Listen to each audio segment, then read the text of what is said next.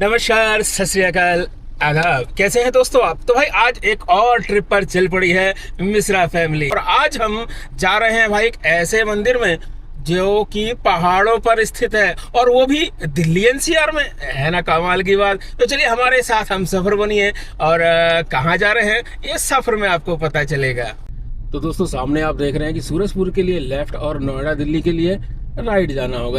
तो अपनी मंजिल पे बढ़ते बढ़ते आखिरकार हम पहुंच ही गए नोएडा के सिग्नेचर ब्रिज में। जी हाँ, वैसे इसे परथला ब्रिज कहते हैं, लेकिन भाई ये बना कुछ ऐसा है जैसे दिल्ली के अंदर सिग्नेचर ब्रिज बना है ना, यमुना नदी के ऊपर तारों के, बिल्कुल वैसा ही बना है। चलिए इसे भी पार करते और सीधा बढ़ते चलते अपनी मंजिल पर। और ये है भाई गोल्फ कोर्स। जी हाँ, नोएडा के अमीरों के लिए गोल्फ कोर्स है। और भाई यहाँ बहुत भीड़ लगती है, खासकर सैटरडे और संडे के दिन। तो बस पहुँच गए भाई हम नोएडा के बॉर्डर पर, और यानी कि दिल्ली में हम घुसने वाले। और साइड में आप देख रहे हो भाई, ये नोएडा की सबसे बड़ी और सबसे ऊंची बिल्डिंग है, और यहाँ से चालू होती है दिल्ली। जी हाँ, यहीं से चालू होती है दिल्ली। अभी हम यमुना नदी के ऊपर से क्रॉस कर रहे हैं, और बस ये सामने आ गया एमसीडी का टोल। तो आ गया हमारे सफ़र का भाई पहला टोल। और हम आपको जानकारी दे दें, यहाँ 35 रुपये लगते हैं भाई। ये फरीदाबाद चालू हो गया, आप यहाँ से ये समझ लीजिए। यहाँ पर आपको 35 रुपये का टोल देना है, और ये रोड भाई सीधा कन्याकुमारी तक जाता है। जी हाँ, ये वही रोड है जो मथुरा होते हुए सीधा कन्याकुमारी तक जाएगा, लेकिन हमें फरीदाबाद ही जाना है। भाई एक्सप्रेसवे हमने छोड़ दिया है, यानी कि वही कन्याकुमारी वाला रोड हमने छोड़ दिया है, और हम साइड में अरावली हिल की तरफ अब बढ़ चुके हैं। चालू हो गई अरावली हिल। जी हाँ, यहाँ से पहाड़ियाँ चालू होती है जो कि भाई राजस्थान गुजरात तक जाती हैं। इतनी लंबी पहाड़ियाँ हैं ये। बाकी नज़ारे भरपूर हैं, क्योंकि भाई दोनों तरफ हरियाली है और बीच में आपकी कार चल रही है। नज़ारे ही अलग हैं। अभी थोड़े और नज़ारे आपको दिखाते हैं।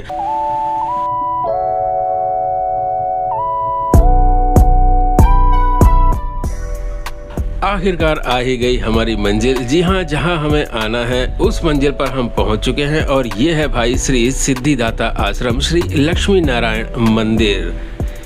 श्री सिद्धिदाता आश्रम यानी लक्ष्मी नारायण मंदिर एक आध्यात्मिक स्थल जहां वैदिक परंपराओं का समुचित पालन होता है, और लाखों श्रद्धालु यहां आकर आध्यात्मिक शांति, सामाजिक सेवा और धार्मिक अनुभव प्राप्त करते हैं। आज मिश्रा फैमिली भी इसी लक्ष्मी नारायण मंदिर के दर्शन करने आई है, तो आप भी चलिए हमारे साथ श्री लक्ष्मी नारायण जी के दर्शन करने।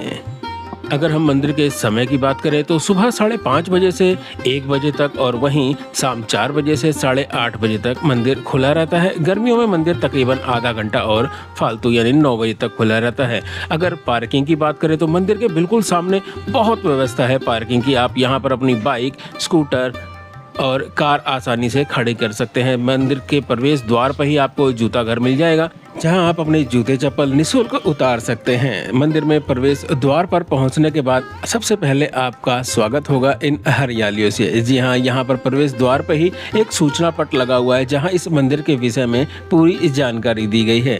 अरावली पर्वत की व्यास पहाड़ियों पर सूरजकुंड रोड के पास स्थित यह आश्रम वर्ष 1989 में स्थापित किया गया था, जब श्री सुदर्शनाचार्य जी की कार अचानक ही यहाँ रुक गई थी और उन्हें एक प्रकाशमान जल स्रोत दिखाई दिया था। उसके बाद इस आश्रम का निर्माण किया गया था। सन 1996 में विजयदशमी के अवसर पर इस आश्रम परिसर के अंदर श्री लक्ष्मी नारायण मंदिर का भी निर्माण आरंभ हुआ, जिसे लगभग 4 वर्ष लग गए तैयार होने में। मंदिर श्वेत मकराना संगमरमर से निर्मित है, और इसमें 5 गगनचुंबी शिखर और 21 सोने की गुंबदें हैं। चलिए दोस्तों, अब आपको मंदिर का गर्भगृह दिखाते हैं, जहां देवी देवताओं की मूर्तियां वैदिक रीति रिवाजों के अनुसार स्थापित की गई हैं।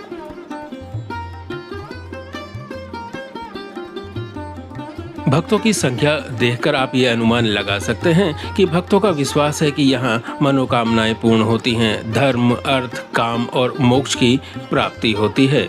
चलिए दोस्तों, अब लगभग मंदिर में संध्या आरती का समय हो चुका है, तो हम इंतजार करते हैं संध्या आरती का।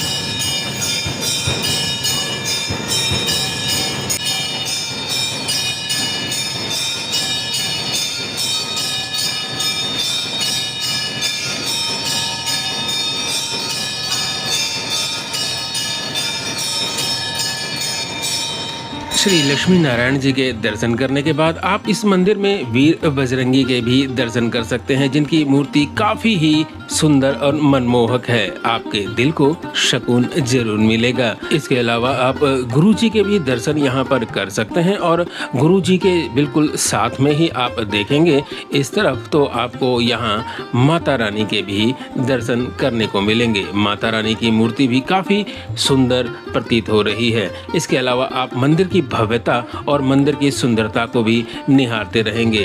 भक्त यहाँ पर लाइन लगा चुके हैं और एक एक करके यहाँ श्री राधा कृष्ण जी की भी दर्शन कर रहे हैं। चलिए हम भी आपको पूरे मंदिर का भ्रमण कराते हैं और दिखाते हैं यहाँ श्री राधा कृष्ण जी के अलावा और कौन कौन से भगवानों की मूर्ति है। तो यहाँ पर आप देख रहे हैं गणपति बप्पा मोरया। जी हाँ, श्री गणपति महाराज की भी मूर्ति है। इनको भी हम नमन करके श्री भोलेनाथ को भी नमन करते हैं। जी हाँ, जगत के रखवाले श्री भोलेनाथ विराजमान हैं। इनकी भी जय जयकार करते हुए हम बढ़ते हैं अब बाकी मंदिर में। भक्तों के साथ इन्हीं लाइनों में लगते हुए बाकी देवताओं के भी दर्शन करते हैं।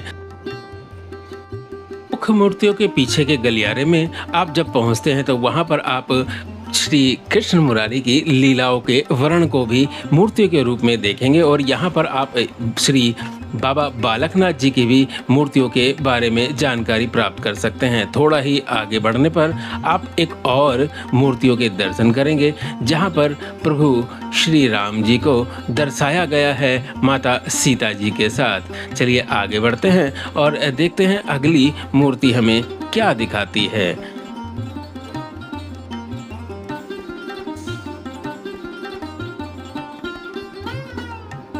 जी हाँ, यहाँ पर समुद्र मंथन का दृश्य दिखाया गया है। दैत्य और देवताओं द्वारा समुद्र मंथन। चलिए आगे बढ़ते हैं और देखते हैं अगली मूर्ति किस विषय में यहाँ पर बनाई गई है। तो यहाँ पर आप देख ही रहे हैं श्री कृष्ण मुरारी अपनी उंगली पर गोवर्धन पर्वत को धारण किए हुए हैं। जी हाँ, ये वही वक्त था जब गोवर्धन निवासियों को श्री कृष्ण मुरारी ने अपनी एक उंगली के सहारे बचाया था। और इस दृश्य के अंदर आप देख रहे हैं कि प्रभु गीता का ज्ञान दे रहे हैं।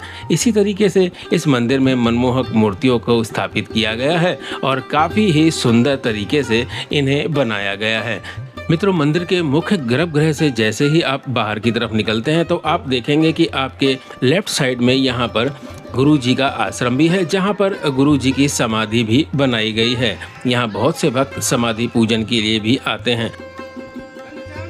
अगर वार्षिक त्योहारों की बात करें तो गुरु पूर्णिमा, होली, शनि अमावस्या और ब्रह्मोत्सव आदि बड़े बड़े महोत्सव यहाँ पर मनाए जाते हैं। सामाजिक व धार्मिक सेवाओं की अंतर्गत निःशुल्क चिकित्सक शिविर और भोजनालय, गौशाला, गुरुकुल और पर्यावरण रक्षा अभियान यहाँ अक्सर चला करते हैं। आप भी इस मंदिर में जरूर आएं और श्री लक्ष्मी नारायण मंदिर के दर्शन करके, प्रभु के दर्शन करके आप भी धन्य जरूर होइएगा।